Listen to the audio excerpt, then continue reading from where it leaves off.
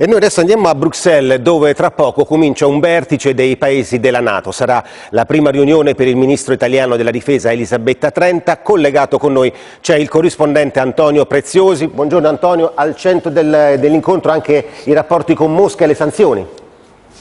Sì, proprio così, la riunione ministeriale della NATO arriva il giorno dopo le parole del segretario generale dell'Alleanza Atlantica Stoltenberg sulle sanzioni a Mosca, che si riferiscono all'apertura del nuovo governo italiano. Con Mosca dobbiamo mantenere il dialogo politico, ha detto ieri Stoltenberg, ma le sanzioni economiche sono importanti.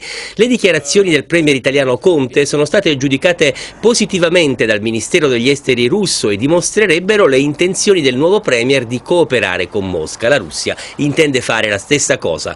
La riunione di oggi si tiene nel nuovo quartier generale della NATO a Bruxelles, segna il debutto della nuova ministra della difesa italiana Elisabetta Trenta e costituirà appunto una occasione per parlare delle sanzioni contro Mosca scattate dopo il conflitto in Ucraina, anche se questo non è ufficialmente in agenda. Si parlerà infatti prevalentemente di missioni atlantiche all'estero, in particolare Afghanistan e Iraq. Ricordiamo che la ministeriale di oggi precede il vertice dei capi di Stato e di Governo dei paesi NATO in programma nella capitale belga l'11 e il 12 luglio. Da Bruxelles è tutto, linea allo studio.